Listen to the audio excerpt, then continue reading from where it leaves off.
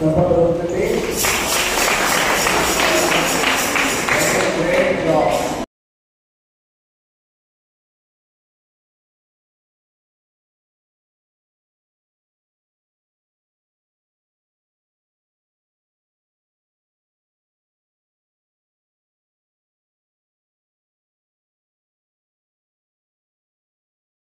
Sunday స్కూల్కి పంపించాలని మేము ఆశిస్తుంటున్నాం.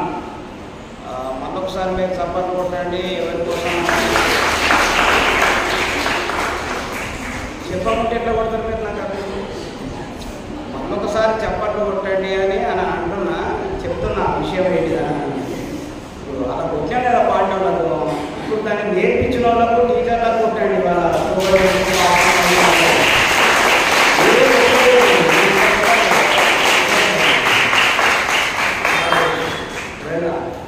దేవునికి మహిమ కలుగుగాక. టీచర్స్, రాష్ట్రంలో వీళ్ళు చాలా కష్టపడుతుంటున్నారు. పిల్లలు ఎవరు పడుతుంటున్నారు. నేనేమో యూత్ ఎవరు పడుతున్నాను, వాళ్ళేమో పిల్లలు ఎవరు పడుతున్నారు, చంటి పిల్లలు వెంబడి. గ్రేట్.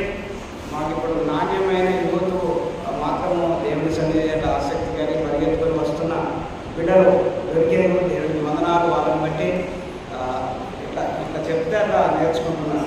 ఏదైనా అని పాటించడం కోసం తీర్మానాలు కూడా చేసుకుంటున్నా. నేను అనుకుంటున్నా దాంట్లోకెళ్ళి ఎవరైనా పాస్టర్లు కూడా కావాలని కోరుకుంటున్నాను. మన సంఘం నుంచి అయితే పాస్టర్లు కావాలని పిలుపునిస్తున్నాను. పాస్టర్లు కావాలని పిలుపునిస్తున్నాను. పాస్టర్లు అంటే పాస్టర్లను చేసుకొని పాస్టర్లు కాదు. మీరు సువార్థికల కోసము మేము దేవునికి డెడికేట్ చేసుకొని నేను సువార్థికురాలుగా ఉంటా, నేను దేవుని ప్రవచించేదానిగా ప్రకటించేదానిగా ఉంటున్న తీర్మానాలు చేసుకోవాలని నేను ఆశపడుతుంటున్నాను.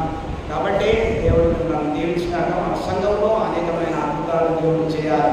ఎందుకంటే పిల్లలలో యూత్లో చేయాలి అని చాలామంది ట్రాక్ చేస్తుంటున్నారు. 21 సంవత్సరాల నుంచి ఉంటున్న వాళ్ళు అట్లే ఉండని, కానీ కనీసం ఈ నీళ్లు ఊరుతుంటే కొత్త నీళ్ళు వస్తుంటాడు కదా.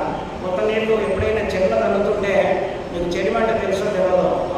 వాగులో గుంత తీస్తే దాన్ని నీళ్లు తీయంగా మన ఫిల్టర్ల కంటే కూడా చక్కని మినరల్ వాటర్ వస్తాయి దాన్ని. మేము చిన్నప్పుడు అలాంటి నీళ్ళు కూడా తాగినాము.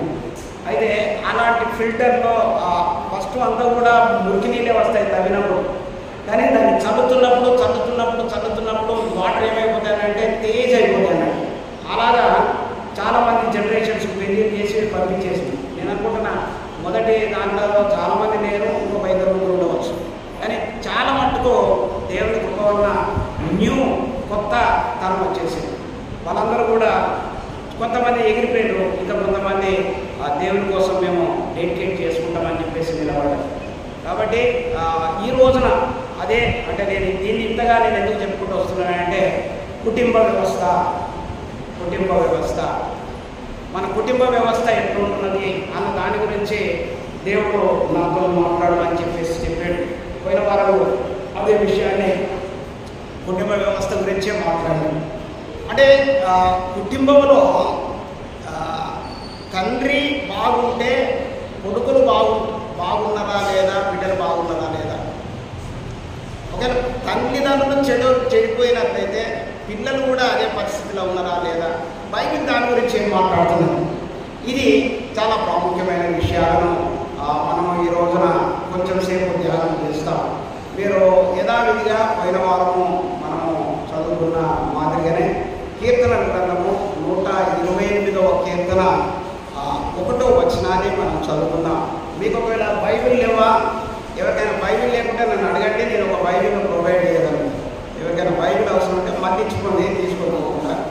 కాకపోతే బైబిల్ లేని వాళ్ళు ఎవరైనా ఉన్నట్టయితే ఇక్కడ బైబిల్ కంపల్సరీ చూడాలి. ఇప్పుడు జనరల్గా మనం ఎన్నైనా మాట్లాడుకోవచ్చు. నేను మరొకసారి చెప్తుంటున్నా, నేను జనరల్గా ఎప్పుడు కూడా వాక్యం వాక్యమును చూపెడుతూ మాట్లాడుతుంటా. కాబట్టి వాక్యం రాసుకోండి, ఇంటికి వెళ్ళిన తర్వాత ధ్యానం చేయండి. 128:1 యెహోవా యందు.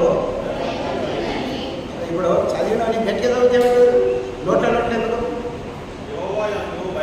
ఇంకా గట్టిగా చదువు, ప్రాణం లేదు, రాత్రి లేదు. యెహోవా యందు భయభక్తులు కలిగి ఆయన త్రోవల ఎవరు ధన్యులట? యెహోవా యందు ఆయన త్రోవల యందు నడుచుకుని వారు ధన్యులు. ఇంకా కిందికి చదువు. నిశ్చయముగా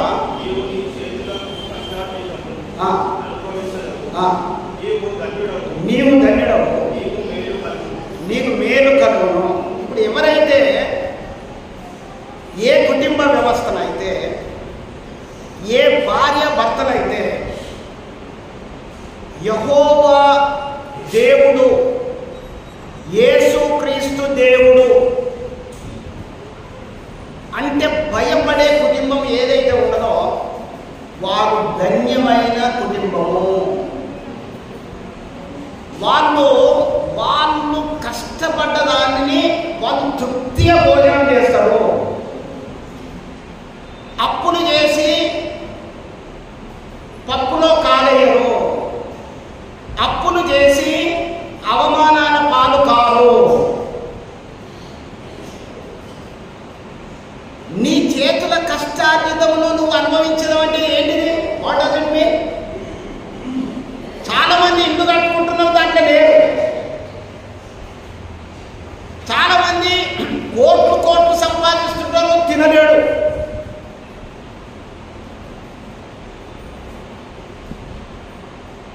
నాకు అది అర్థం కాలేదు. మీకు ఏమైనా అర్థమైందా? నీ చేతుల కష్టార్జితమును నువ్వు అనుభవించలేవు అంటే నువ్వు సంపాదించినది, నువ్వు కష్టపడ్డది, నువ్వు చెమటోర్చినది నువ్వు తినకుంటే అది ఎవరి పాలు? అది ఎవరి కోసం? ఆ మాట రాసి ఏమంటాడు? నీ కష్టార్జితమును చదవాడా?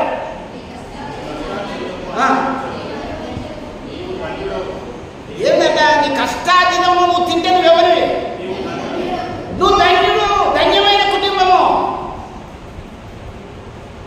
దీంట్లో రెండవ భాగాన్ని కూడా నాణ్యంలో ఇంకొక భాగం కూడా చెప్తా. కొన్ని కుటుంబాలలో తింటరు పంటరు సోమరులు. ఈ సోమరుల పరిస్థితి ఏంటో తెలుసా?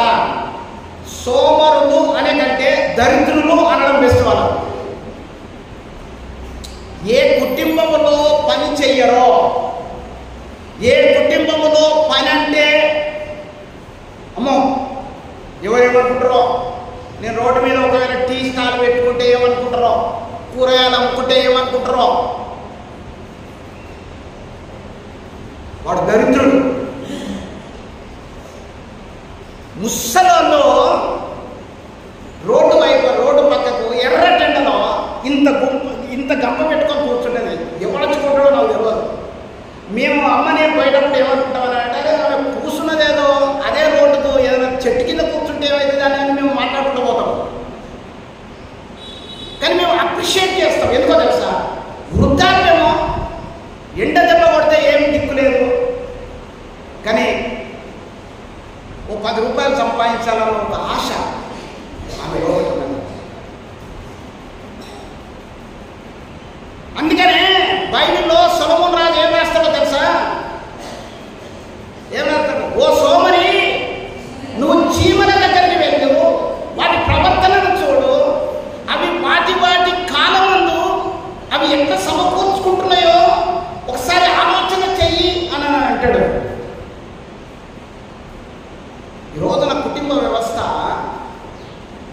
దిక్కులేని వ్యవస్థగా కొన్ని కుటుంబాలు ఎందుకైతున్నాయో తెలుసా? భార్య అంటే భర్త, భర్త అంటే భార్య ఎందుకు కొట్లాటలో తెలుసా?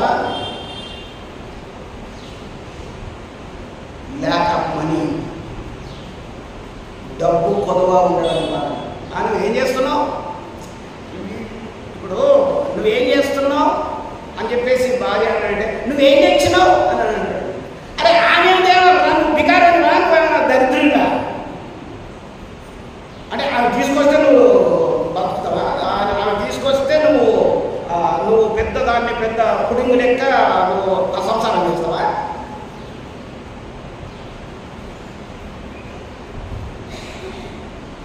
నేను 10 రూపాయలు కట్నం తీసుకోవాలి, నేను ఎప్పుడో డిసైడ్ చేసుకున్నాను తెలుసా, నా యవనస్తులప్పుడే నేను డిసైడ్ చేసుకున్నాను. ఈ మధ్యకాలంలో నా కొడుకు పెళ్లి చేసిన వాడిని అడిగినారే, ఒక కట్నం తీసుకోరా, ఇంట్లో పైసలు లేవు కదా, నేను పాస్టర్నే కదా అంటే, నువ్వేమన్నావు, నువ్వు తీసుకున్నావా?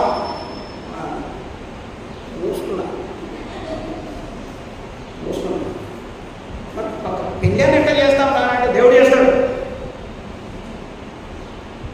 నా కొడుకు కూడా 10 రూపాయలు కట్నం తీసుకోకుండా పెళ్లి చేసుకున్నాను. ఎందుకో తెలుసా, నేను వాడిని కొట్టి చూసిన, ఒక స్ట్రాంగ్గా ఉన్నాడు. రేపు నన్ను అనద్దు అన్నాను. అనద్దు కాదు, నేను కష్టపడతా, నేను జాబ్ చేస్తానుగా. ఒకరు తీసుకొచ్చిన దానితో ఇప్పుడు నా ఇంట్లో ఉన్న వస్తువు నా కష్టార్జితం.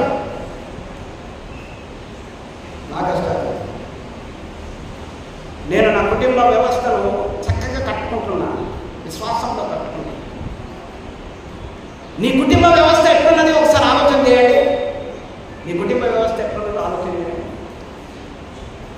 నాకు ఒకవేళ ఏమైనా అయితే నా కుటుంబాన్ని నువ్వు మీ ఆయన నాకు పైసలు ఇచ్చేది ఉన్నదనో, లేకపోతే మీ డాడీ పైసలు ఇచ్చేది ఉన్నదనో ఎవ్వరూ మా పిల్లలను నా కుటుంబాన్ని అడగడం లేరండి. నాకేమైనా ఉదాహరణ ఇస్తేనే ఎప్పుడు ఇవ్వాలన్నట్టుంటుంది నా మనసు అటువంటిది. ఇంకా వాళ్ళకే నేను ఇంకేమైనా చేస్తే బాగుండు అన్న హృదయం. గ్రేట్గా చెప్తాను నేను, నా అభిరుచి చెప్తుంటాను, నా ఇంటెన్షన్ చెప్తుంటాను. నీ ఇంటెన్షన్ ఏంటి? నాకు దేవుడు అంటే భయం, నాకు దేవుడు అంటే భక్తి. ఎవరైనా దేవుడికి వ్యతిరేకంగా ఉంటే వాళ్ళే నాకు శత్రువులు. ఇంత డైరెక్ట్గా చెప్తుంటాను. దేవుని అడ్డుకుంటా, హిందువులు కాదు, మన నాన్ క్రిస్టియన్స్ కాదు, క్రిస్టియన్ అని చెప్పుకుంటూ వాక్య విరుద్ధమైన జీవితం ఎవరైతే జీవిస్తున్నారో వాళ్ళే నాకు శత్రువులు. ఎవరైనా కానీ కాదు, ఏ దేశస్తులైనా కానీ. ఎందుకు నేను చెప్తున్నాను తెలుసా, అలాంటి పౌరుషం నీలో ఉండాలా.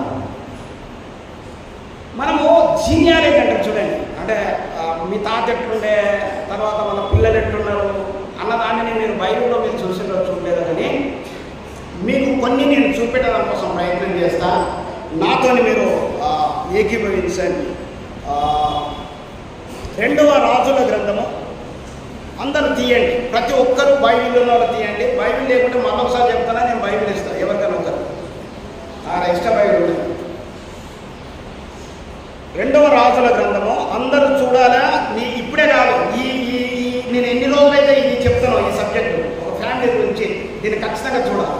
It's very very important. నేను బతిలాడుతున్నాను. ఎందుకనంటే అంటే కుటుంబ వ్యవస్థలో ఆల్రెడీ వీళ్ళు మనకు మార్గదర్శకులు. What happened in the Bible, దాన్ని మనం చూడాలి. దానితోనైనా మనం సుధరించాలా, కట్టుకోవాలి. 2వ రాజుల గ్రంథము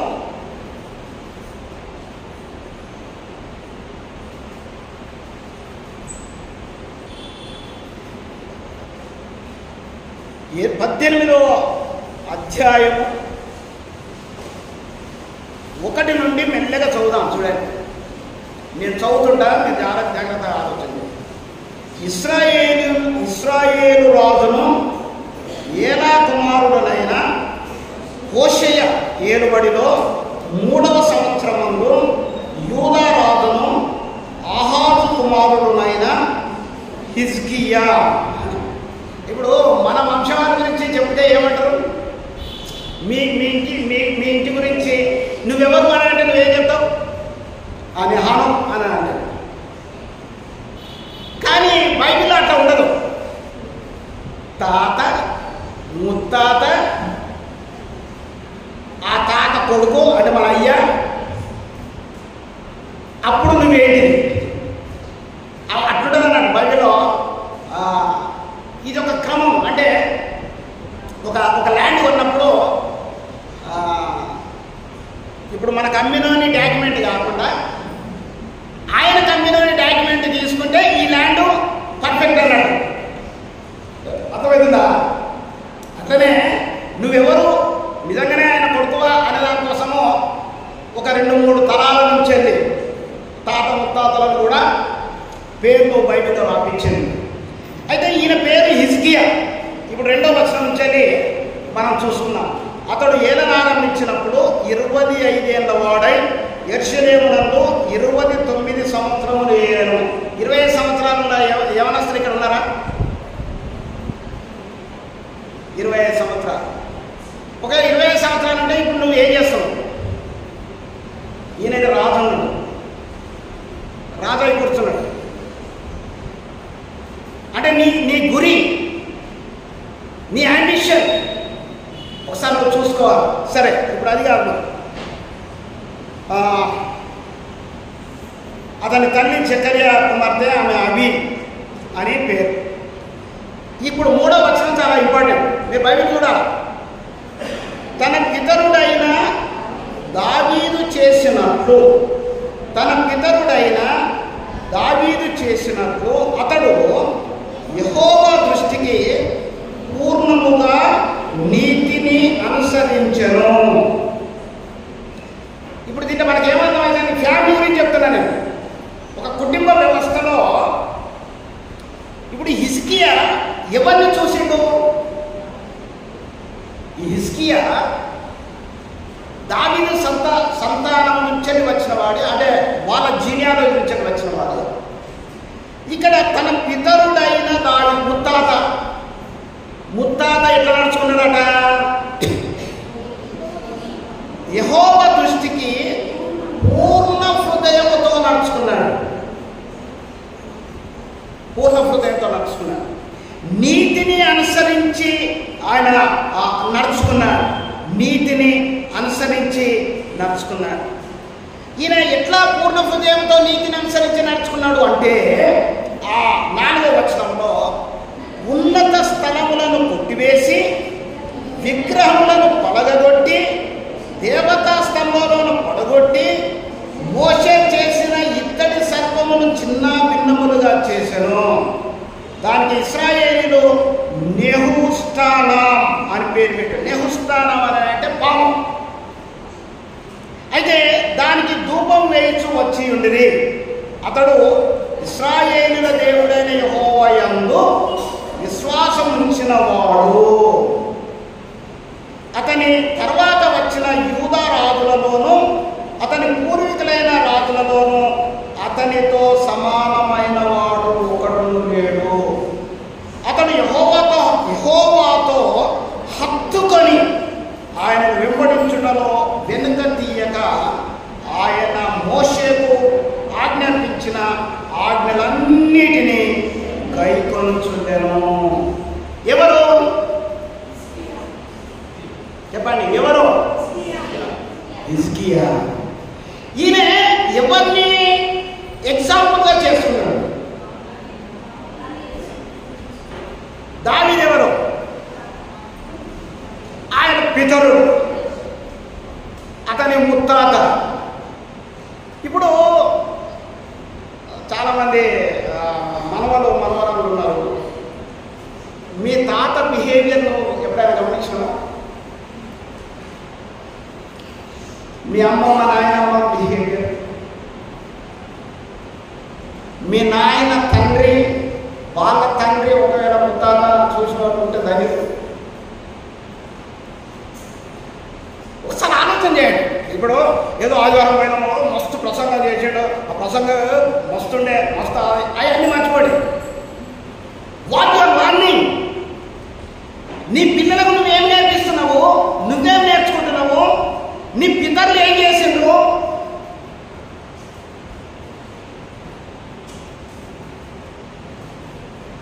ఇప్పుడు కుటుంబ వ్యవస్థ ఎందుకు కట్టబడతలేదు? మా ముత్తాత దాయిండు, మా తాత దాయిండు, మా నాయన దాయిండు, నేనే అందుకనే తాగుతాను. ఇప్పుడు చాలా మందిని, ఇప్పుడు మా పాలోళ్ళు ఉన్నారు. రీసెంట్లీ ఒక చాలా అసలు వాడు ఎవడో నాకు తెలియదు, కోండ్రా అన్న ఎవరి తమ్ముడు అని అంటే మాది కూడా అని మా ఊరి పేరు చెప్తున్నాడు. అరే మీరు ఎక్కడ ఉంటాను రా అంటే పలానా దగ్గర ఉంటున్నావు అని. అరే నువ్వు మా ఊని వేరా అంటే అవును తాత పిల్లలమ్మా నాన్న. మరి ప్రభువుని నమ్ముకున్నామంటే అన్న మాది అటువంటి ఏం అస్సలు నమ్మలేదు. అది మా తాత మా నాయన దాన్ని మొక్కింది కాబట్టి అస్సలు తాతలందరూ అన్నదమ్ములే కదా, మా తాతలందరూ అన్నదమ్ముల పిల్లలమే కదా. మరి నేనేమో యేసు ప్రభువును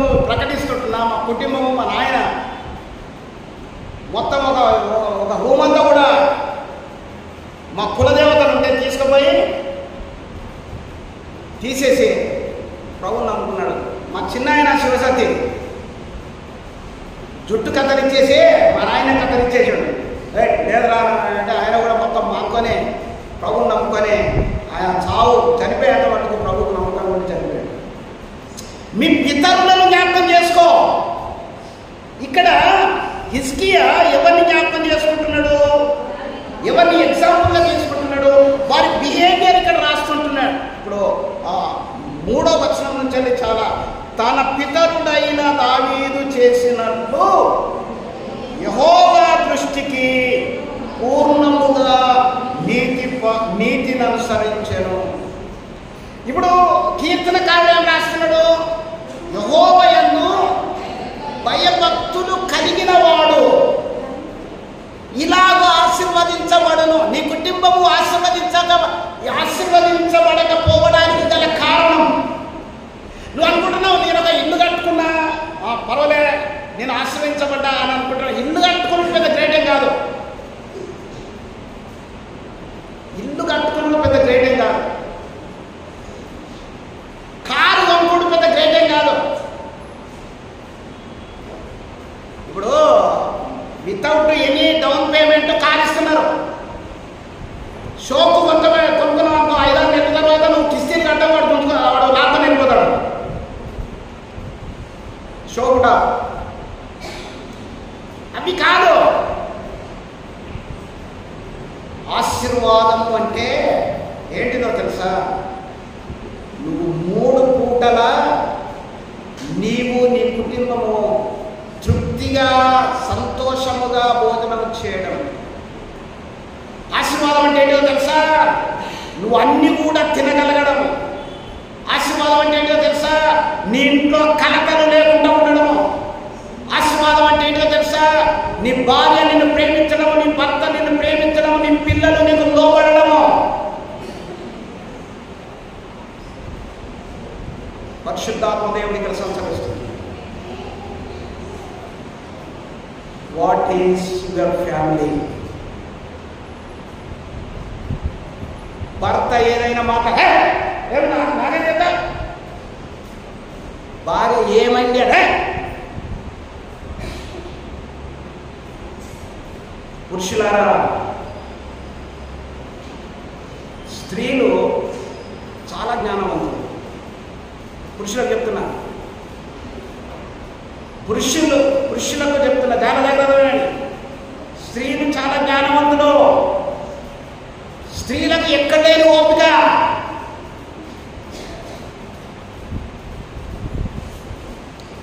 నువ్వు ఏ స్త్రీనైనా, ఏ కుటుంబంలోనైనా 3-4 పనులు చేస్తారు. ఈడ కట్ చేసుకుంటేనే అక్కడ పొయ్యి మీద నూనె అక్కడ కాలుతూనే ఉంటుంది, ఇక్కడ కట్ చేస్తూ ఉంటుంది. వాడు ఇంకేదో అడుగుతాడు, వాడికి చేస్తూ ఉంటుంది. భర్త వచ్చాడు ఏదో అడుగుతాడు, ఆ షర్ట్ కనబడతలేదు, అది కనబడతలేదు అంటే ఆయన జవాబు చెప్తుంది. ఇంత ఓపికగా ఇటు పిల్లలకు, అటు భర్తకు, ఇటు వాళ్ళ కోసము భోజనం తయారు చేస్తూ ఇన్ని పనులు చేస్తాడు కట్ చేసుకుంటూ. నీ జీవితంలో ఎప్పుడైనా కనీసం ఉల్లిగడ్డలు కట్ చేసి ఇచ్చిన లోపల ఉన్నదో లేదో పురుషుల. వీడు పెద్ద పుడింగ్ లెక్క పేపర్ చదువుతా అంటే ఏమండి అని ఏం చేస్తున్నా అర్థమే కదా, డిస్టర్బ్ చేస్తాడండి. వాడికి ఓపిక లేదు, నీకు ఓపిక ఉండదు, కానీ పుడింగ్ ఎక్కువ. కుటుంబ వ్యవస్థలో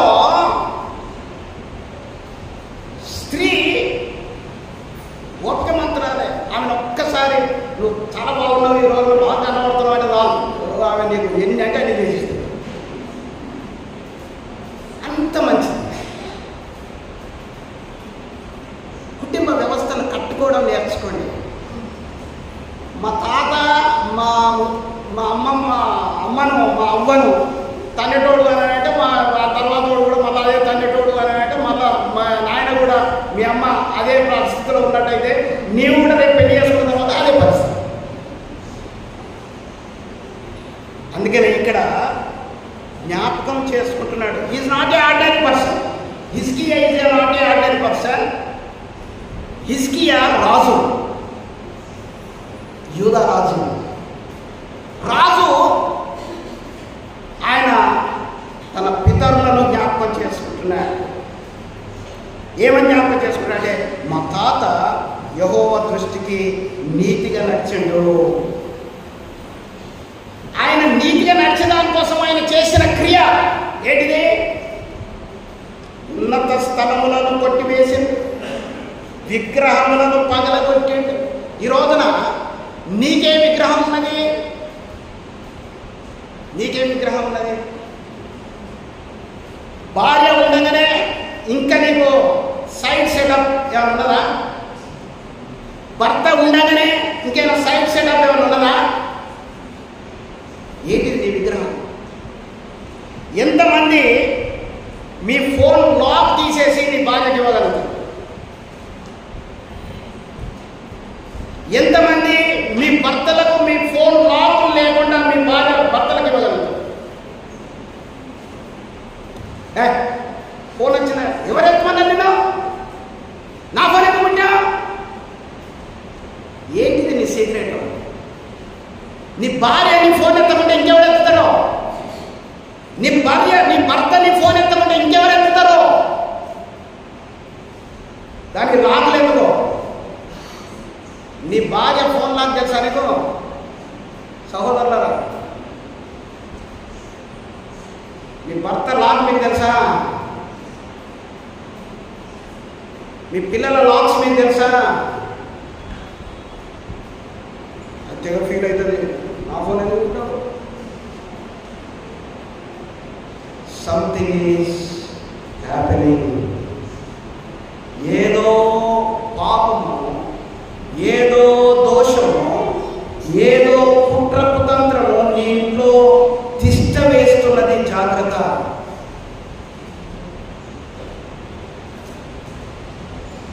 ఫోన్ వచ్చిందండి, ఎవరట? అలానైనా ఓకే, ఎత్తి మాట్లాడపోయినాము.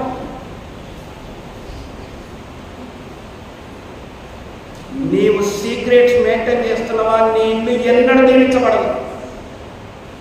నువ్వు సీక్రెట్ మెయింటైన్ చేస్తున్నావా? నీ ఇల్లు ఎప్పుడు కూడా, నీ పిల్లలు, నీవు ఎప్పుడు ఆశీర్వదించబడను. జాగ్రత్త. ప్రియ సంగమా, ఎత్తబడే సంఘము అంటే ఏంటిది అనుకుంటున్నారు? సంఘములో అందరూ ఇలాంటి కుటుంబం ఉంటేనే, సంఘస్థులందరూ ఇలాంటి హృదయం కలిగి పిల్లలతో యుక్తంగా ఆరాధన చేస్తేనే ఆ సంఘమే ఎత్తబడే గుంపులో ఉంటుంది. నీకు విగ్రహం ఏంటిది?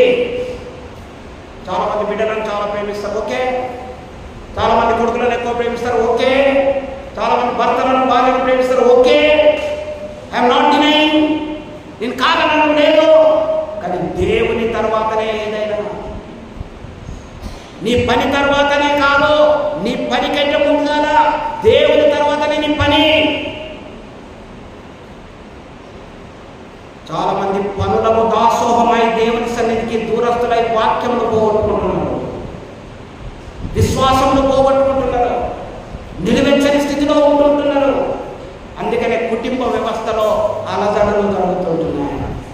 ఇంకా ఇక్కడ చూడండి, ఈయన హిజ్కియా ఏం చేసిండట? విగ్రహాలను కొట్టేసేసాడు.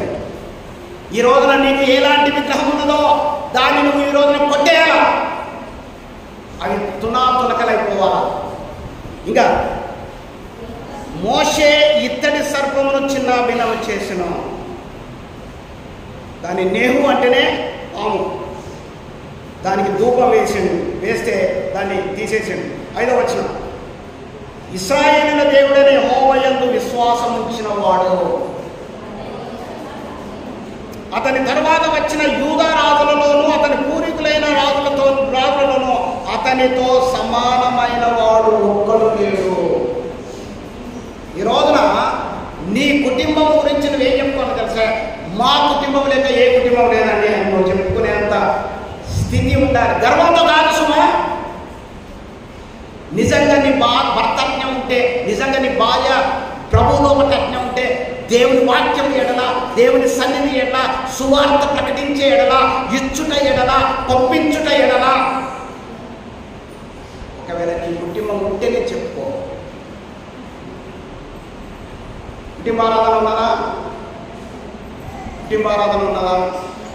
కుటుంబ ఆరాధన తర్వాత భోజనం చేస్తున్నావా? ఉదయం లేకనే మళ్ళీ కుటుంబ ఆరాధన ఉంటుందా?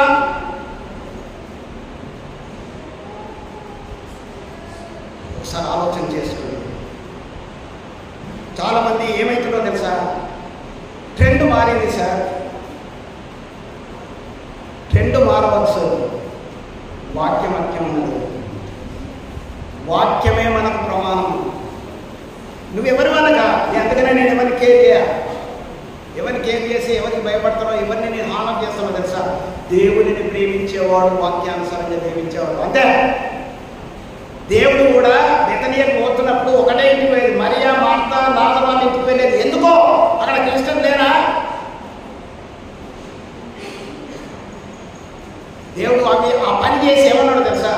మీరు ఒక ఊరిలోనికి వెళ్ళినప్పుడు ఏ ఇల్లు అయితే యోగ్యమైనది అని మీరు ఎంచుకుంటారో ఆ ఇంటికే పోవాలి. మీరు ఆ ఇంట్లోనే వాళ్ళకు అన్నం ఉన్నా లేకున్నా, మంచం ఉన్నా లేకున్నా, ఇరుకు ఇల్లైనా ఆ ఇంట్లోనే ఉండాలి మీరు. వాడు వాక్యం లేనోడు, తాగుతూ తింటూ అక్రమంగా సంపాదించినోడు మేడగలు ఉండవచ్చు, ఏసీని నీకు ప్రొవైడ్ చేయవచ్చు. కానీ నువ్వు ఎక్కడున్నావో తెలుసా? దేవుడు అంటే ప్రేమించే కుటుంబంలోనే ఉండాలి. అందుకనే సేవకులకు అది ఆజ్ఞ ఇచ్చింది. చాలా మంది పాటలు ఆ ఇంటికి వాడు మా ఇంటికి రాడు అని అంటే ఏమో ఆయన లోపల ఏమున్నదో నేను ఏం చూసాడు భూతంలో పెట్టి. అంతేగాని పాస్టర్ను మనం టార్గెట్ చేయడం కాదు. ఏమైందండి అసలు అని ఆలోచన చేయాలి.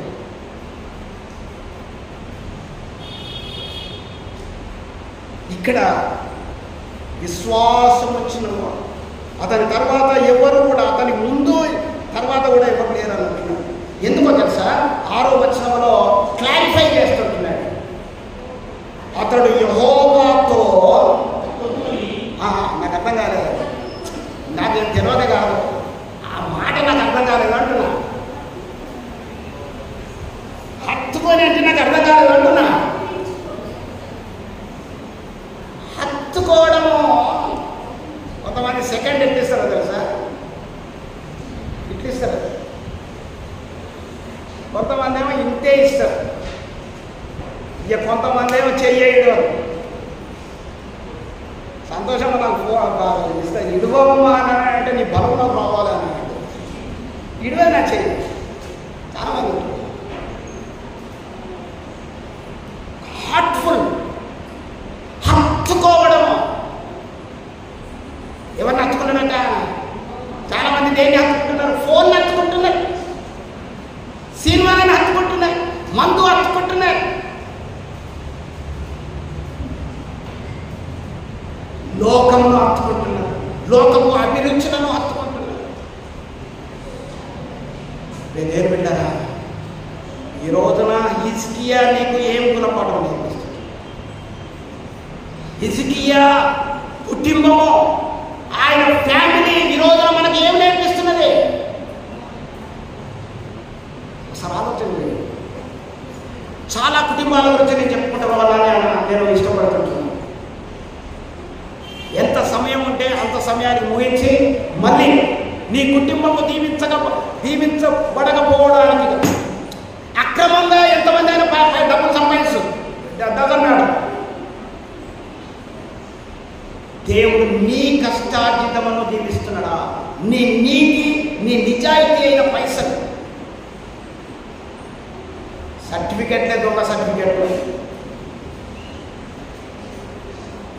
చదువుకున్న సర్టిఫికెట్ కాదు, దొంగ సర్టిఫికెట్ తీసుకొని ప్రొవైడ్ అయితే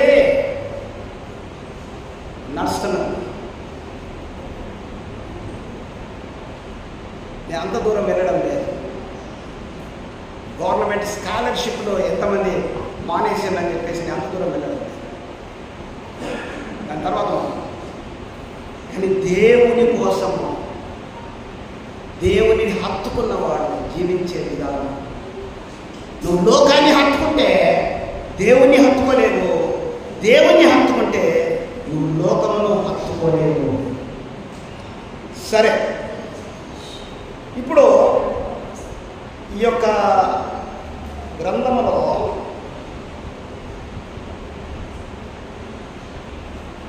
ఇరవై 21వ అధ్యాయానికి వస్తాం. అదే రెండవ రాజుల గ్రంథము 21వ అధ్యాయం. రెండవ రాజుల గ్రంథము 21వ అధ్యాయం. ఈ ఇద్దరు గురించి మాట్లాడుకొని మనం ఎక్కువ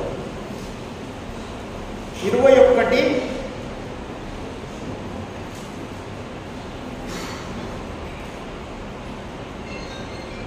సరే. ఈ 21:1కి రాకముందు 20వ అధ్యాయము 21వ వచనాన్ని రండి. 20వ అధ్యాయము 21వ వచనం. 20వ అధ్యాయము రెండవ రాజుల గ్రంథము 21వ వచనం. హిజ్కియా తన పితరులతో కూడా నిద్రించగా అతని కుమారుడైన మనిషే అతనికి మారుగా రాజాయను. ఇప్పుడు ఇంతసేపు మనం ఎవరి గురించి మాట్లాడుతున్నాం? అందరూ చెప్పాలి. హిజ్కియా గురించి మాట్లాడుతున్నాం, అవునా? అందరు క్లారిటీ ఉండాలి. ఎవరి గురించి మాట్లాడుతున్నాం? హిజ్కియా గురించి మాట్లాడుతున్నాం. ఆయన ఎలాంటి వాడు? తన ముత్తాత అడుగుదాడలలో నడిచి భయభక్తులతో దేవునికి భయపడుతూ వాక్యానుసరంగా దేవుని హక్కు ఉన్నవాడు. ఒక మాటలో చెప్పుకుందాం, హిజ్కియా ఎలాంటి వాడు అంటే దేవునిని హత్తుకొని జీవించిన వాడు. చెప్పండి, హిజ్కియా ఎలాంటి వాడు? స్పష్టంగా ఉండాలి. హిజ్కియా ఎలాంటి వాడు? ఓకే, వీడికి ఓకే కదా? అందరు చక్కగా నేర్చుకోండి. ఇప్పుడు హిజ్కియా ఏమైపోయాడు? 21వ వచనంలో హిజ్కియా చనిపోయాడు. ఆయన కొడుకు ఎవరు? మనిషే. మనిషే మనిషే అందరు చెప్పండి. హిజ్కియా కుమారుడు మనిషే. అంటే మీరు నాకు కాల్ చేస్తున్నారు. నేను హిజ్కియా కుమారుడు అంటే మీరు మనిషి అనుకుంటున్నారు. Okay, very good. హిజ్కియా కుమారుడు మనిషే. చెప్పండి. ఇప్పుడు 21కి రండి. 1వ వచనానికి. మనిషే ఏలను ఆరంభించినప్పుడు 12 ఏళ్ల వాడై యెరూషలేములో 55 సంవత్సరంలో ఏలను. అతని తల్లి పేరు హెప్సిబా. 2వ వచనం. అతడు యెహోవా దృష్టికి చెడుతనము జరిగించుచు ఇశ్రాయేలీయుల ఎదుట నిలవకుండా యెహోవా వెళ్ళగొట్టిన జనములు చేసినట్లు హేయ క్రియలు చేయించు. ఏంటి ఒకసారి ఆలోచన చేయండి. ఇప్పుడు హిజ్కియా గురించి మనము కొండంత చెప్పుకున్నాం. మా జాగ్రత్త. హల్లెలూయా, హల్లెలూయా. హిజ్కియా ఎలాంటి వాడు? ఒక మాట చెప్పండి. హిజ్కియా ఎలాంటి వాడు? దేవునిని హత్తుకున్నవాడు. హిజ్కియా కొడుకు ఎప్పుడు ఎక్కడున్నాడు?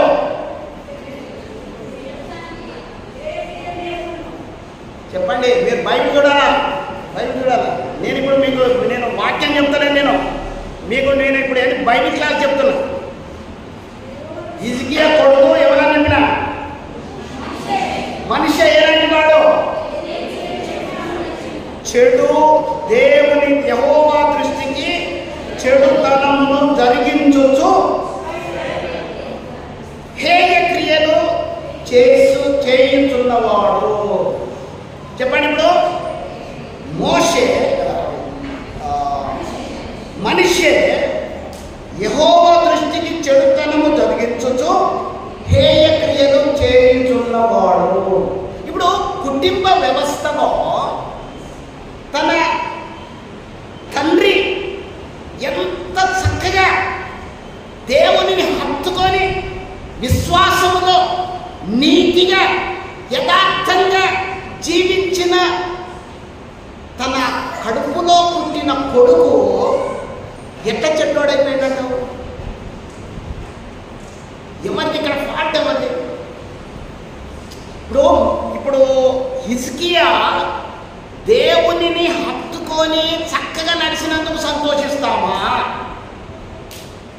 తన కొడుకును, తన పరివారమును, తన తన కుటుంబ వ్యవస్థను సరి అయిన విధంగా కట్టలే కానీ మనము ఆలోచిస్తాను. చెప్పండి.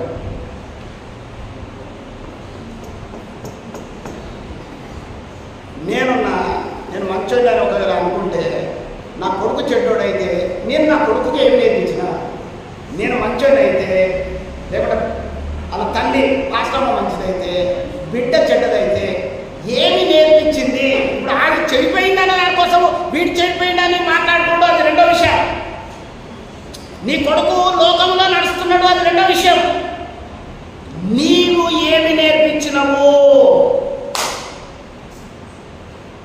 నువ్వు ఏమి ఎగ్జాంపుల్గా ఉన్నావు? ఈ సార్ ఏం చేసిండో తెలుసా? ఇంకా కింద చూడండి, 3వ వచనం.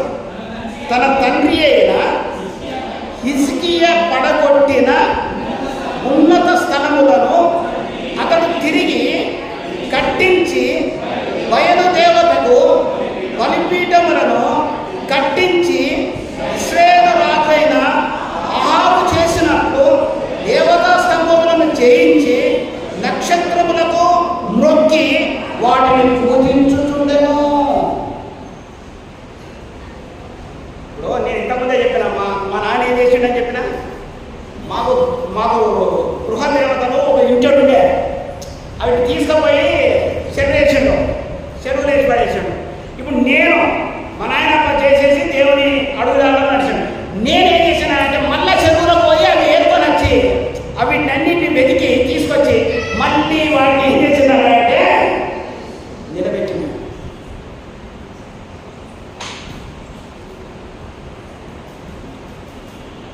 బైబిల్ చదవండి. ఎందుకు బైబిల్ చదువుతలేరు? ఎందుకు అంటే నేను బాగా తెలుసున్నాను అలా అంటున్నారు. మీరు జీనియాలజీ ఇప్పుడు ఇది 18వ అధ్యాయంలో ఉన్న ఆయన కథ, ఆయన కొడుకు కథ ఎక్కడ రాపించాడు? 21 రాపించాడు. ఆయన రోజులు ఆయన లేదు. ఈ రోజున నేనేమంటున్నానంటే దేవుని కుటుంబంలారా, నీవు ప్రార్థన పరుడవు అని చెప్పుకోవడం కంటే, నీవు మంచి ఆరాధకుడవు అని నువ్వు చెప్పుకోవడం కంటే, నేను నా కుటుంబంలో నా పిల్లలకు మంచి వస్త్రాలను మంచి ఎడ్యుకేషన్ ఇస్తున్నా, నా కొడుకుకు ఒక బుల్లెట్ ఒక కారు కొనిచ్చిన అని చెప్పుకోవడం కంటే, వానిని నీ మాదిరిగా నీ కూతురును నీ కొడుకును నీలాగనే ఆరాధకునిగా, నీలాగనే దేవుడంటే భయపడేవాడిగా, నీలాగనే దేవుని స్థలం అంటే భయపడేవాడిగా నువ్వు సిద్ధపరుస్తున్నావా లేదా అన్నది ఈ రోజున నువ్వు తీర్మానం చేసుకోవాలని ప్రభునామములో మిమ్మలను 2 చేతులు జోడించి వేడుకుంటున్నా. ప్రేమించు. నా కొడుకు అంటే నా బిడ్డ అంటే నాకు కూడా ప్రాణమే. కానీ ఎన్నడూ కూడా నా పిల్లలు ఏమంటారు తెలుసా? ఎప్పుడు నవ్వవా అని అంటారు. నన్ను ఏమంటారు తెలుసా? నువ్వు ఎప్పుడు నవ్వవా? నేను నవ్వుతూనే ఉన్నా కదా. నువ్వు ఎప్పుడు మాతోని హ్యాపీగా నవ్వుకుంటూ మాట్లాడవు అని అంటారు. నేను అంటున్నా, నేను హ్యాపీగా నవ్వుకుంటూ మాట్లాడాలనంటే నీ బిహేవియర్ లోపము లేనిదిగా ఉండాలి. అంటే వాళ్ళు మరి మందిరానికి వెళ్ళరా, బైబిల్ చదువుతారా, ప్రార్థన చేస్తారా, సువార్త ప్రకటించరా? నా కొడుకు అనార్గాలంగా వాడు ఎంటీఏ చేసేసాడు, అనార్గాలంగా వాక్యం చెప్పగలుగుతాడు. కానీ ఎక్కడనో చిన్నది చేసినా నేను ఓర్చుకోలేదు.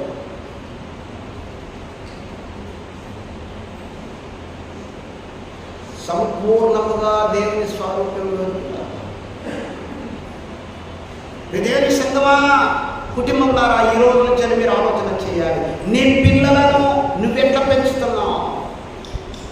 నీ భార్య నీ ఎడల ఏమై ఉన్నది? నీ భర్త నీ ఎడల ఏమై ఉన్నది? నీ కుటుంబ వ్యవస్థ ఏమైనది? చూడండి, మనము లైవ్గా ఇక్కడ మీకు చూపెడుతున్నా. అక్కడ హిజ్కియా ఆయనకు రోగం వస్తే దేవుడి దగ్గర ఏముంటాడంటే, నాకు రోగం వచ్చింది, చావడం నాకు ఇష్టం లేదనంటే దేవుడు 15 సంవత్సరాలు ఆయన ఆయుష్ను పొడిగించాడు. కారణం ఏంటో తెలుసా? దేవుడిని హత్తుకున్నాడు.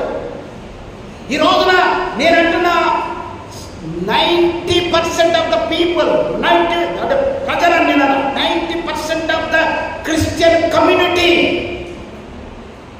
వాళ్ళు దేవునిని హత్తుకొని ఉండడం లేదు. ఇలాంటి నానాగా విధాలైన వాక్యాలు చెప్పేటోడు ఉన్నట్టయితే కొంతమంది ఏమో చంపుతున్నారు, కొంతమంది ఏమో వాళ్ళకు వ్యతిరేకంగా టీంలు కడుతున్నారు. No problem.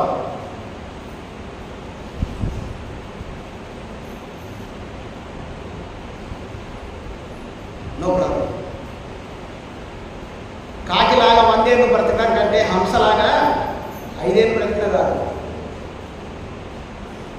ఈ రోజున నీ జీవితము మారకుంటే, చాలామంది ఇక్కడ బల తీసుకుంటున్నారు. ఆలోచన చేయి. బిహేవియర్ మారకుండా నువ్వు బల తీసుకుంటున్నావేమో, నీ యొక్క కుటుంబ వ్యవస్థను సరిగా కట్టుకోకుండా నువ్వు బల తీసుకుంటున్నావేమో. జాగ్రత్త. ఏ మాస్టర్ మీకు చెప్పకపోవచ్చు. ఇంతకుముందు నేను ఆరాధనలో కూడా కొన్ని మాటలు చెప్పిన. ఇదేం పెట్టారా, ఇది వాక్యము మీ ముందంటే పెడుతున్నా. ఈ రోజున ఒక విశ్వాసి కడుపున పుట్టినోడు ఒక తండ్రి పడగొట్టిన, కూలగొట్టి, తుత్తనీయలుగా చేసిన విగ్రహాలను తీసుకొచ్చి వాడు మన్న ప్రతిష్ఠ చేసిండనంటే ఏంటిది అసలు? ఏంటిదండి? ఎంత ఘోరం అది అసలు. ఇది నేను చదువుతున్నప్పుడు నా మైండ్ బ్లాక్ అయిపోయింది. అసలు ఏంటి ప్రభా ఇది? ఇంకొంచెం ముందటి చదువుదాం, 3 నుంచి ఇంక కొంచెం కిందికి చదువుదాం. దయచేసి అందరు బయటకు చూడాలి, అందరు బయటకు చూడాలి. తన తండ్రి అయిన హిజ్కియా పడగొట్టిన ఉన్నత స్థలములను అతడు తిరిగి కట్టించి, బయలు దేవతలకు బలిపీఠములను కట్టించి, ఇశ్రాయేలు రాజైన ఆహాబు చేసినట్టు దేవతా స్తంభములను చేయించి, నక్షత్రములకు మొక్కి వాటిని పూజించుచుండెను. మరియు నా నామము ఉంచుదునని యెహోవా సెలవిచ్చిన యెరూషలేములో అతడు యెహోవా మందిరమందు బలిపీఠములను కట్టి. ఇదైతే ఇంకా దారుణమండి. ఒకసారి ఆలోచన చేయండి, ప్రియ సంగమా. ఇప్పుడు మా నాయన చర్చి కట్టించిండండి, విగ్రహాన్ని పడగొట్టాడు. సరే, తీసుకొచ్చి బయట విగ్రహం పెట్టినాడంటే ఆడికే పాపం. ఆ విగ్రహాన్ని తీసుకొచ్చి ఇక్కడే పెడితే ఎంత దారుణం. ఏమైనా బిడ్డలారా, లుక్ హియర్. జాగ్రత్త. మీ తల్లులను గమనించండి. తల్లులారా మీరే మార్గదర్శకులు. జాగ్రత్త.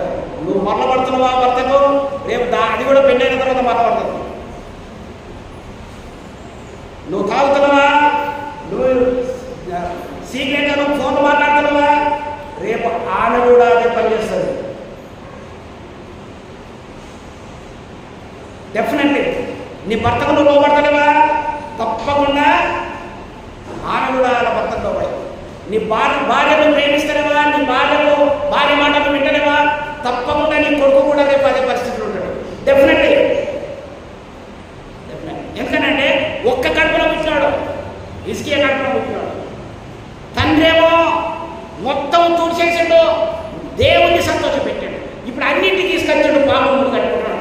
అంతకంటే భయంకరం ఏంటంటే మందిరంలోనికి వచ్చేసింది. మరియు నా నామము ఉంచుకున్నని యెహోవా సెలవు. ఇప్పుడు ఇక్కడ ఎవరున్నారు? హల్లెలూయా, హల్లెలూయా. ఇక్కడ ఎవరున్నారు? దేవుని నామం ఉన్నది. హల్లెలూయా. నామం అంటే ఏంటిది? యేసయ్యనే. నామం అంటే ఏంటిది? ఈ నామం కాదు, అడ్డు నామం, పొడు నామం కాదు. నామం అంటే పేరు. ఆయన పేరు యోహాను పడబడేటిది. ఆది యందు వాక్యము ఉండెను, వాక్యము దేవుని యొద్ద ఉండెను, వాక్యమే దేవుడై ఉండెను. 14వ వచనంలో ఆ వాక్యము సత్య స్వరూపిగా శరీరధారిగా ఈ లోకానికి వచ్చాడు. ఆయన పేరే యేసు. హల్లెలూయా. ఈ రోజున ఆయన నామం ఎక్కడ ఉన్నదట? ఇక్కడ ఉన్నదే. మన విగ్రహాలు లేవో, కానీ ఆయన పేరు ఇక్కడ ఉన్నది, ఆయన సన్నిధి ఇక్కడ ఉన్నది, ఆయన ఉనికి ఇక్కడ ఉన్నది. దాన్ని అనుభవిస్తున్నావా? నీ కుటుంబం అనుభవిస్తున్నదా? నీ పిల్లలు అనుభవిస్తున్నదా? ఇక్కడ అంటున్నాడు, మరియు నా నామం ఉంచుతునని యెహోవా సెలవిచ్చిన యెరూషలేములో అతడు యెహోవా మందిరములో బలిపీఠాలను పెట్టాడు. దేవుని బిడ్డలారా, నీ శరీరము దేవుని ఆలయము, నీ కుటుంబము దేవుని యొక్క మందిరము, నీ కుటుంబ వ్యవస్థ దేవుని మందిరము. నీ కుటుంబంలో అందరూ ఆరాధకులు కావాలి. నీ కుటుంబంలో విగ్రహాలు పెట్టుకుంటే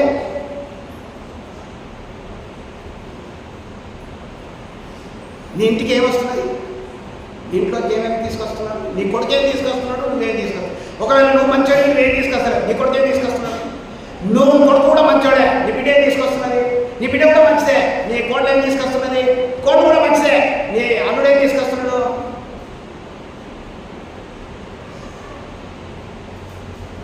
ఇంటర్లింక్.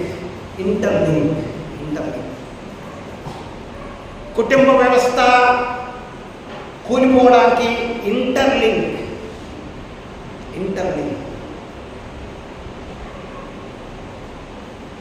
కుటుంబ వ్యవస్థ అంతా కూడా ఆయన స్వారూప్యంలో ఉంటేనే కుటుంబం నిర్మించబడ్డది. కుటుంబంలో ఏ ఒక్కరూ దేవునికి ఎగనెస్ట్గా ఉన్న ఆ కుటుంబ వ్యవస్థ దీవించబడదు. ఇక్కడ మనం గమనించినట్లయితే దేవుని బిడ్డలారా, ఇక్కడ మనిషే 5వ వచనం, మరియు యెహోవా మందిరమున ఉన్న 2 శాలలలో ఆకాశ సమూహములకు అతడు బలిపీఠములను కట్టించెను. అతడు తన కుమారునిని అగ్నిగుండము దాటించి జ్యోతిష్యమును శకునములను వాటిక చేసి యక్షినిగాన్లతోనూ సోదగాన్లతోనూ సాంగత్యము చేసెను. ఎంత భయంకరమేంటి! చాలా మంది సోదరు చెప్పించుకుంటారు. పెండిలో పోయి తిది నక్షత్రాలను చూసుకుంటారు. పేర్లు పెట్టాలన్నా, వేగిలు కొనాలన్నా అంటే ఆ వేగిలి ఉందట. ఎంత భయంకరం! హిజ్కియా దేవునిని హత్తుకున్న వ్యక్తి. కొడుకు ఎవరిని హత్తుకున్నాడు? సోదగాళ్ళను హత్తుకున్నాడు, మాతృకులను హత్తుకున్నాడు. చాలా భయంకరం. దేవుని ఆలయాన్ని చెడగొట్టాడు, దేవుని ఆలయంలో విగ్రహాన్ని పెట్టాడు. ఇప్పుడు నీ భార్య లోకమును ప్రేమించినట్లయితే ఆ లోకి ఏమొచ్చినట్టు? ఏమొచ్చింది? విగ్రహం వచ్చేసింది. నీ భర్త లోకంలో ఉన్నట్టయితే ఆ లోపలికి ఏమొచ్చేసింది? విగ్రహం వచ్చేసింది. నీ కొడుకు, నీ బిడ్డ ఒకవేళ లోకానుసారంగా ఉంటే వాళ్ళ లోపల ఏమున్నది? విగ్రహాలు ఉన్నాయి. సోదగాన్లో ఇక్కడ ఏమంటున్నాడు? యక్షిగాన్లో. ఇక్కడ మనం హైలైట్ చేసుకునేది ఒకటే, హూ ఈజ్ యువర్ ఫ్రెండ్. దీన్ని అంతటి జస్ట్ ఒక సారాంశం అంతా ఒకటి ఇంత చేసేస్తాం. ఇప్పుడు ఈ మనిషి అంతటిని, ఆయన జీవితం అంతటిని ఒక ముద్దగా చేస్తే ఏంటి అతడు? సాతానును హత్తుకున్నాడు. రెండవది ఇక్కడ మనం చూసినట్లయితే సాతానుతో స్నేహం చేసినాడు. సాతానును హత్తుకున్నాడు, సాతానుతో స్నేహం చేసినాడు. తండ్రి యెహోవాను హత్తుకున్నాడు, యెహోవాతో స్నేహం చేసినాడు. ధర్మశాస్త్ర గ్రంథములో ఉన్నట్టుగా పాటించింది. కుటుంబమా, చాలామంది నాకు ఫోన్ చేసి, అన్నా మా కుటుంబంలో మా పిల్లలు ఇట్లున్నారు, అన్నా నా భర్త ఇట్లున్నాడు, అన్నా నా భార్య ఇట్లున్నదన్న.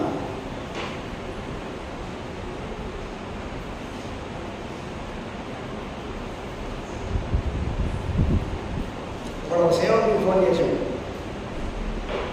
అరడయ్యా ఆకలి అవుతున్నట్టున్నాను, ముగిస్తారు 2 నిమిషాలు. సేవకుడికి ఫోన్ చేశాడు, ఆయన నాకు అన్నా చనిపోవాలనుకుంటున్నానన్నా. ఫోన్ చేసి ఏమడుగుతున్నాడట, నేను చచ్చిపోవాలనుకుంటున్నానన్నా. ఎవరైనా వల్ల పడిపోయినా అంటే అదే అన్నా, అందుకనే ఫోన్ తెచ్చి పెట్టిందారంట. అవునా,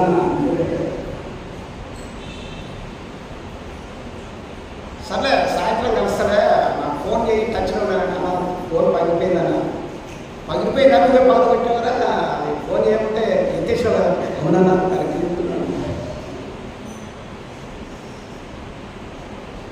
ఏదన్నా చూసినట్టు చెప్తున్నాను. చూడండి, స్నేహం ఎవరితో చేస్తే ఏమొస్తున్నదే. ఈ రోజున పెళ్ళైనా కూడా దరిద్రంగా పడిపోయిన వివాహ వ్యవస్థ అంతా కూడా చిన్న భిన్నమైపోయింది. మా నాన్న కూడా చేస్తున్నా, ఇక్కడ అదే పరిస్థితి. ఈ మొత్తం నువ్వు ఎంత చదువుకున్నా, హిజ్కియా దేవునిని హత్తుకున్నాడు, వాక్యానుసారంగా జీవించాడు. ఆయనకున్న విగ్రహ వ్యవస్థను, శోధ వ్యవస్థను, మాంత్రిక వ్యవస్థను అన్నిటినీ చిన్న భిన్నం చేసేసాడు.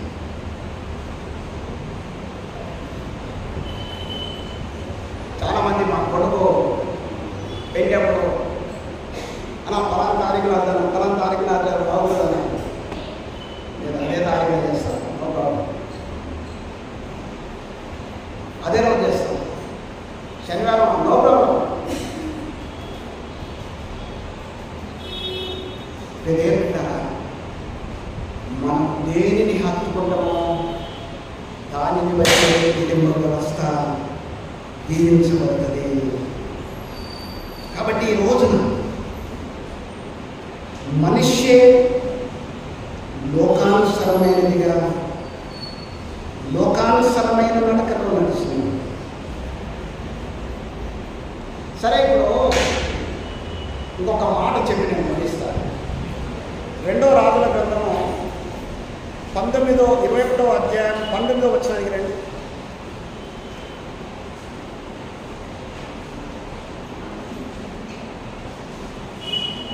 18 చదివితే 19 మనకు అర్థమైంది.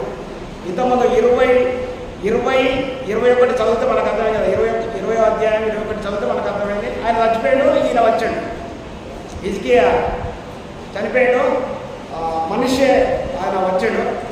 ఆయన మంచోడు, ఈయన చెడ్డోడు. ఇప్పుడు మనిషే ఏమైనాడు, 18 వచనంలో మనిషే తన పితరులతో కూడా నిద్రించాడంటే చచ్చాడు. ఉజ్జియా యొక్క తోటలో తన నగరులతో సమాధి చేయబడ్డాడు. అతని కుమారుడైన ఆమోను అతనికి మారుగా రాలేదు. ఇప్పుడు ఈ మూడో వ్యక్తి అని అంటే ఇప్పుడు హిజ్కియాకు ఈయన ఏమవుతాడు, మనవడే కొడుకు అన్నాడు,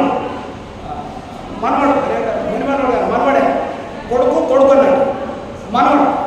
ఈ దాకా చెప్పి నేను ముగిస్తాను. 19వ వచనం, ఆమోను ఏలన ఆరంభించినప్పుడు ఈయన యూదులకు రాజు అయిపోయాడు, యూదా ప్రజలకు రాజు. ఈయన 22 ఏళ్ల వాడై యెరూషలేము నందు 2 సంవత్సరములు ఏలెను. అతని తల్లి ఎడ్పా యూరి వాడవు హారోసు కుమార్తె అయిన మొషెల్లేమేతు. అతడు తన తండ్రి అయిన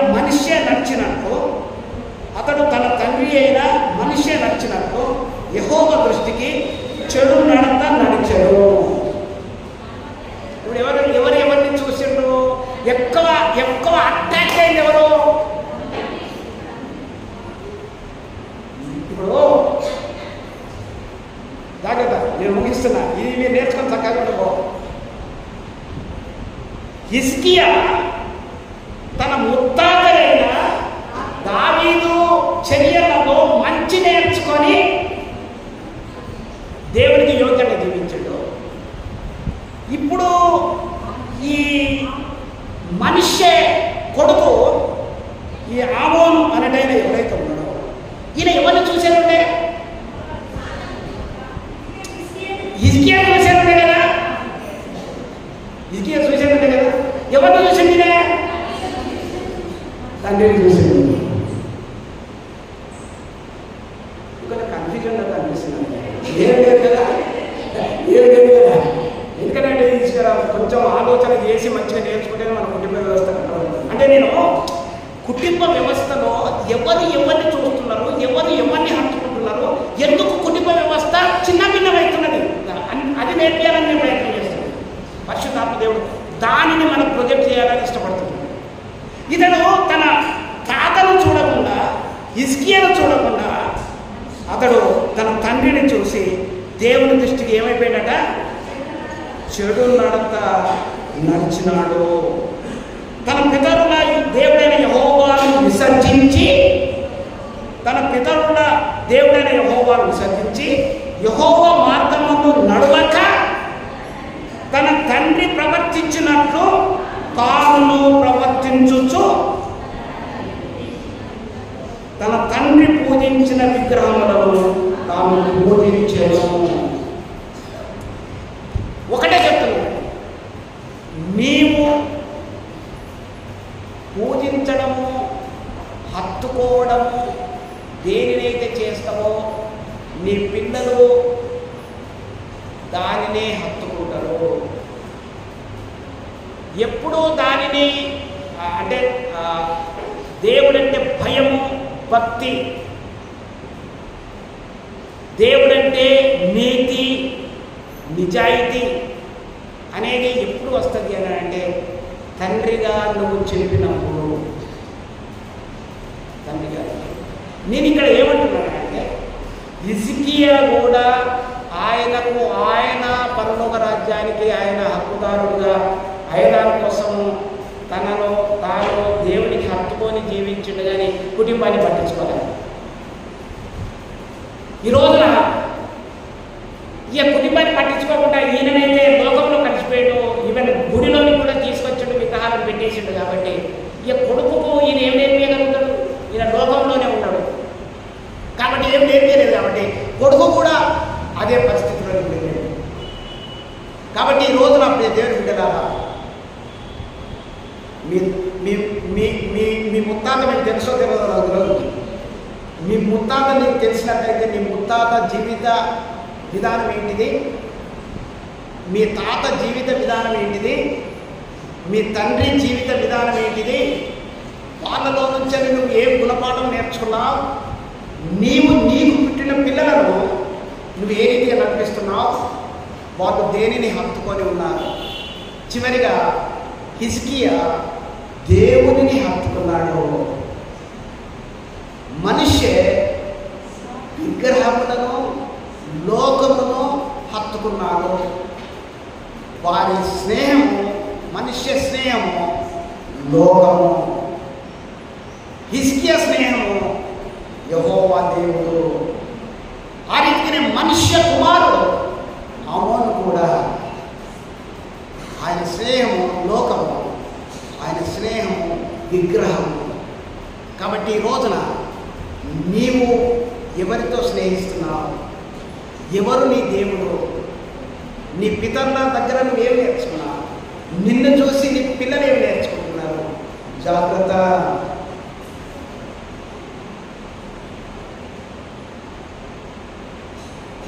సీరియళ్ళ దగ్గర నుంచి నేను లేవకుండా కూర్చుంటున్నావా?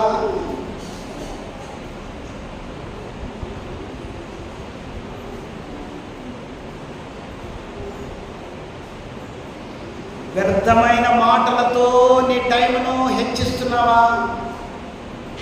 దేవుని సన్నిధికి రాగలిగిన టైంలో కూడా ఇంట్లోనే నీ టైంను వ్యర్థపరుస్తున్నావా? నీ కుటుంబం ఎన్నడూ కూడా నిలిచిపోదు. దేవుని కోసము నీ సమయమును, దేవుని కోసము నీ బలమును, దేవుని కోసము నీ ధనమును, దేవుని కోసము నీ జ్ఞానమును, దేవుని కోసము నీకుంటున్న నీ కుటుంబాన్ని, నీ పిల్లలను దేవుని కోసం వాడినట్టయితే యెహోషువలాగా నేనును నా ఇంటి వారును అని నువ్వు చెప్పగలిగిన రోజున నీ కుటుంబం దీవించబడుతుంది. లేకుంటే నువ్వు క్రైస్తవులు అనే పేరుతో చస్తావు, అంతేగాని ఇప్పుడు ఇద్దరు రెండు జాగాలలో ఉంటారు. హిజ్కియానేమో పరలోకంలో తండ్రి కుడిపార్శ్వంలో కూర్చొని ఉంటే 110%. మనుష్య కూడా నరకములో, వాళ్ళ కొడుకు ఆమెను కూడా నరకములో 110% ఆమె కూడా అక్కడ ఉన్నారు. ఇక్కడనే తండ్రి, అమ్మ, నాన్న, అన్న, తమ్ముడు ఇక్కడనే నువ్వు జీవించిన విధానంతో రెండుగా చీలిపోతాయి. కానీ యెహోషువ ఏమన్నాడు? మేమందరం కూడా ఒక్కటే దారిలో పరలోక రాజ్యంలోనే మేము ఉంటాము. మేము యెహోవానే హత్తుకొని ఉంటాము. మేము యేసయ్యనే హత్తుకొని ఉంటాము. మేము వాక్యమునే హత్తుకొని ఉంటాము. దేవుడే హత్తుకొని ఉంటాము. నువ్వు చెప్పు, నీ కుటుంబము చెప్పేలాగా జీవించాలని ప్రభునామంలో మనం చేస్తుంటున్నాను. దేవుడి మాటలు దీవించును గాక. ఆమేన్. తలపరచండి. ఒకసారి నీ కుటుంబ వ్యవస్థ ఏ రీతిలో అది మాత్రమే ఆలోచన చేయాలి. ఒకసారి నీ కుటుంబ వ్యవస్థ ఎట్లున్నదో, నీ భార్య ఎట్లున్నది, నీ భర్త ఎట్లున్నది, నీ పిల్లలు ఎట్లున్నారు, ఒకసారి నిన్ను పరిశీలన చేస్తూ